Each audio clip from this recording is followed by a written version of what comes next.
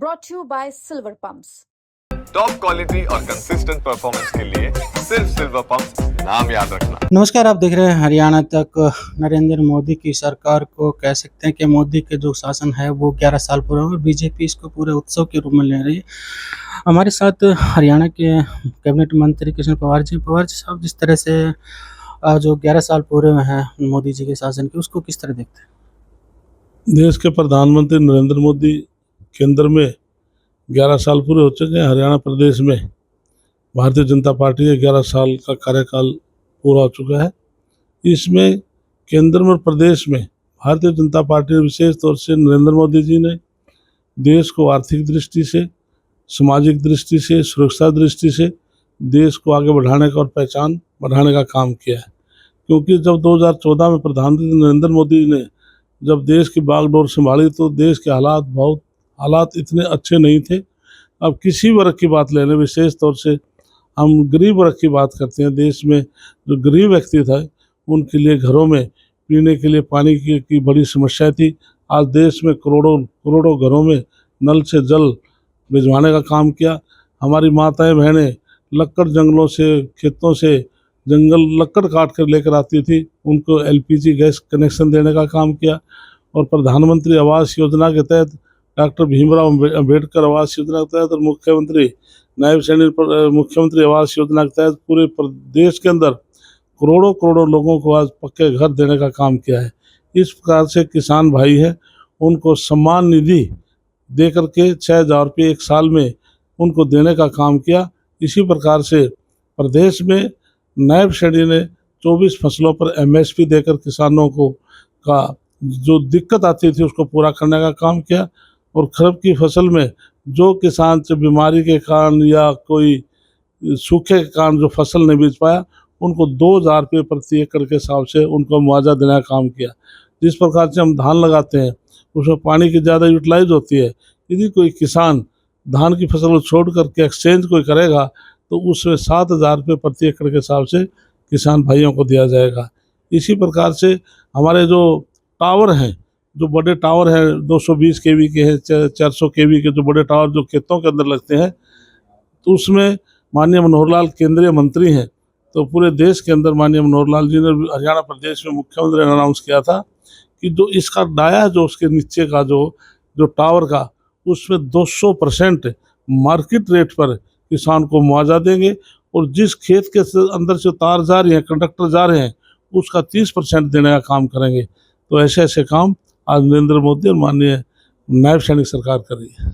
लेकिन साहब, जो 11 साल का कार्यकाल है, इसमें जो 2014 में चुनाव प्रचार किया जा रहा था कि काला धन की बात हो रही थी, आज तक वो काला धन नहीं आया। दूसरा अभी जो एक और कंट्रोवर्सी आई है, जो मालवीय था जिन्होंने देश का पैसा लेकर भागे, तो उन्होंने एक विदेश में इंटरव्यू दिया है कि मैंने जो वित्त मंत्री थे अरुण जेटली को बता दिया था। तो काला धन कहाँ कामयाब है लेने में, वो क्या जुमला रह गया? इसके लिए प्रधानमंत्री नरेंद्र मोदी जो बात कहते हैं वो करके दिखाते हैं और देश इस बात को मानता है। जो बात उन्होंने कही है उसको इम्प्लीमेंट किया है। इसलिए तो तीसरी बार देश के लोगों ने वोट देकर इनको बनाया है। यदि प्रधानमंत्री की किसी बात को अधूरी रहती तो लोग उस बात से डिनाई करते और वोट नहीं देते। इसलिए देश और प्रदेश में सरकार जो बनाई है उनके किए गए वायदा को पूरा होने की सरकार बनी। आपने कहा था कि नोटबंदी से जो है देश में काला धन रुकेगा, जो आतंकवादी है उसको फंडिंग रुकेगी, और जो ब्लैक मनी है, जो नकली नोट है, फर्जी फेक करेंसी, उसमें कमी आएगी। लेकिन फेक करेंसी में भी इजाफा हुआ है और जो है आतंकवादी जो घटनाएं वो भी बढ़ी हैं। तो जो तबका था, व्यापारी तबका, वो नोटबंदी आम गरीब उससे काफ़ी प्रभावित हो, उसका कारा बिजनेस चौपट होगा। क्या इसको भी आप? इसलिए नोटबंदी में विशेष तौर से सबसे ज़्यादा यदि किसी ने अप्रिशिएट किया तो गरीब आदमियों ने किया था। गरीब आदमियों ने कहा कि प्रधानमंत्री ने बहुत अच्छा ये काम किया है। दूसरा, जैसे ने आतंकवादी का आपने जिक्र किया, जिस प्रकार से हमारे दुश्मन देश पाकिस्तान ने पहलगाम के अंदर हमारे 26 लोगों को, बेकसूर लोगों को मारने का काम किया, तो प्रधानमंत्री नरेंद्र मोदी जी ने संदूर जो हमारा करके हमारी फौजों ने पाकिस्तान के अंदर जाकर के आतंकवादी ठिकानों को ख़त्म करने का काम किया है। लेकिन जो आप कह रहे थे ना भाई, जिससे नोटबंदी से आतंकवाद की जो फंडिंग है वो रुक जाएगी और जो इस तरह की वारदातें नहीं होंगी।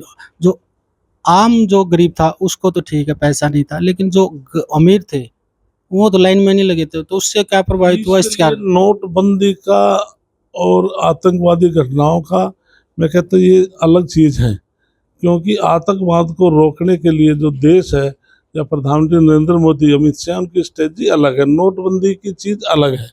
तो इसलिए दोनों चीज़ों को एकदम से हम जोड़ नहीं सकते।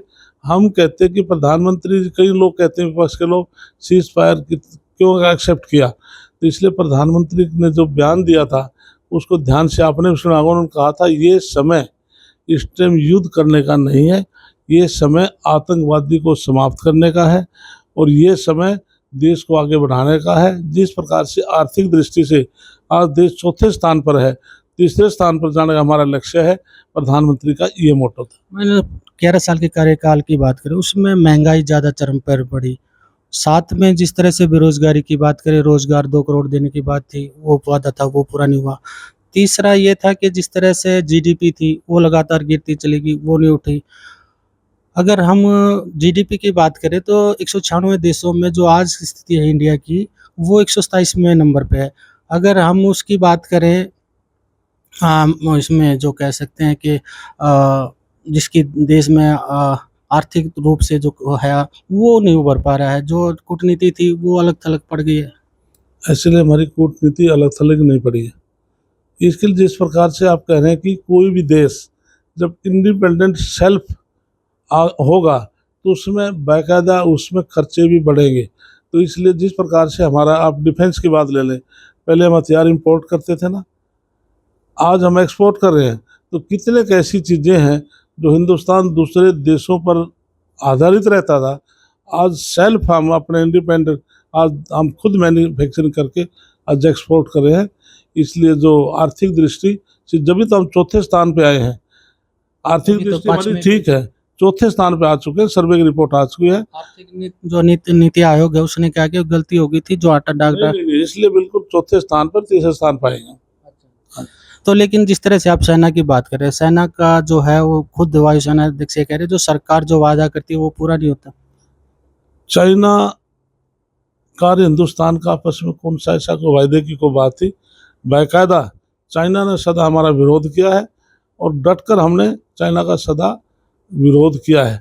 इसलिए चाइना वो चाइना है। नरेंद्र मोदी सरकार आने से पहले हर रोज़ हिंदुस्तान की हमारी जो बाउंड्री लाइन थी उसको कवर कर जाते थे, लेकिन आज कोई पैर रख के दिखा दे हिंदुस्तान की बॉर्डर लाइन के ऊपर, हिंदुस्तान की तरफ तो चाइना के लोग पीट करके सोते हैं। इतना आर्डर हिंदुस्तान की फौज का नरेंद्र मोदी का है। लेकिन जो पाकिस्तान का जो साथ दिया चाइना ने, उसका अगर वो जिस तरह से युद्ध में साथ दिया, जो 5 राफेल के गिरे हैं, वो कह रहे पाकिस्तानी चाइना लड़ रहा था, तो चाइना ने पूरी मदद के लिए खुल के सामने आया था। फिर भी जो है चाइना के साथ सबसे ज़्यादा व्यापार हो रहा है। चाइना भी हमारा दुश्मन देश है, पाकिस्तान भी हमारा विरोधी देश है। दुश्मन भाई भाई, हिंदुस्तान मजबूत देश है। लेकिन व्यापार चलता रहेगा। व्यापार के लिए प्रधानमंत्री ने चाइना पर बिल्कुल कहा कि जो चाइना से हम इंपोर्ट करते थे हम उसको बंद करने के आदेश दे रखे। अब कहाँ इंपोर्ट हो रहा है चाइना से हिंदुस्तान में? पूरा सबसे ज़्यादा तो इम्पोर्ट जो हो रहा है वो तो चाइना से ही हो रहा है, मोबाइल से लेकर सुई तक, मोबाइल खिलौने आज से। हिंदुस्तान, खुद नरेंद्र मोदी ने नहीं, हिंदुस्तान आज पूरे वर्ल्ड में, हिंदुस्तान आज तीसरे नंबर पर हम आ चुके हैं, जो मैन्युफैक्चरिंग मोबाइल बनाने में तीसरे नंबर पे हम, आज हम मोबाइल एक्सपोर्ट कर रहे हैं। तो अभी चलो अब हरियाणा की राजनीति की बात करते हैं। तो राहुल गांधी हरियाणा में आए, कांग्रेस को जो संगठन है उसको लेकर उन्होंने कहा कि संगठन बनना चाहिए, कोई गुटबाजी नहीं होना चाहिए सिर्फ। हरियाणा में कहाँ कांग्रेस है? आज 7 महीने से ज़्यादा चुनाव हो चुके हैं, आज तक वो विपक्ष का नेता नहीं बना सके। ये पहली बार हरियाणा प्रदेश में देखने को मिल रहा है। इसलिए कांग्रेस का केंद्र स्तर पर, प्रदेश स्तर पर ये बिल्कुल ख़त्म हो चुकी है। पार्लियामेंट के चुनाव से पहले ये राहुल गांधी एक संविधान सम्मानित, हम सम्मान करते हैं सम्मानित संविधान की कॉपी लेकर पूरे देश के अंदर ये घूमा और इसने कहा कि यदि बीजेपी की 400 सीट आ जाएंगी, संविधान समाप्त हो जाएगा, आरक्षण समाप्त हो जाएगा। मैं जब राज्यसभा आता, मैं इस बात का मैं गवाह हूँ, प्रधानमंत्री नरेंद्र मोदी ने राज्यसभा में एक चिट्ठी पढ़ी थी। तो 1961 की 27 जून 1961 की हमारे पंडित जवाहरलाल नेहरू प्रधानमंत्री थे। उन्होंने एक चिट्ठी लिखी थी सभी मुख्यमंत्रियों को कि बाबा भीमराव अम्बेडकर ने आरक्षण दिया, देश आज़ाद हो चुका है, क्यों न अब एससी और बीसी के आरक्षण को समाप्त कर दिया जाए। लेकिन कांग्रेस के लोगों ने उसको एडिट करके चला कि नरेंद्र मोदी जी आरक्षण को समाप्त करना चाहते हैं। ये कांग्रेस पार्टी तो ऐसी पार्टी है। तो मजबूत होगी राहुल गांधी के दौर से? भारतीय जनता पार्टी का पूरे देश में, प्रदेश में 1% भी कोई असर पड़ने वाला नहीं है। और एक लोगों में एक कहावत ये बन चुकी है, जहाँ पर राहुल गांधी जाएगा, जहाँ पर उसके पैर पड़ेंगे, वो साफ होता जाएगा। वही उन्होंने एक और बात की अभी मंच से कि जो सीज फायर हुआ, नरेंद्र मोदी को ट्रंप ने फ़ोन किया और उन्होंने नरेंद्र ने सरेंडर कर दिया। इसके लिए मैं नरेंद्र मोदी का मैं बयान आपको दोहरा तो चुका हूँ। नरेंद्र मोदी जी ने कहा था बिल्कुल कोई सिलेंडर नहीं किया। उन्होंने कहा था कि ये समय युद्ध करने का नहीं है, ये समय उग्रवाद को समाप्त करने का है और आर्थिक दृष्टि देश को आगे बढ़ाने का काम है। धन्यवाद।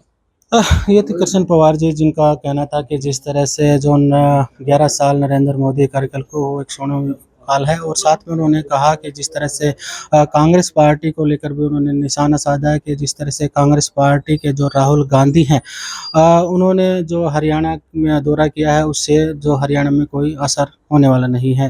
हरियाणा तक के लिए रोहतक से मैं सुरेंद्र सिंह।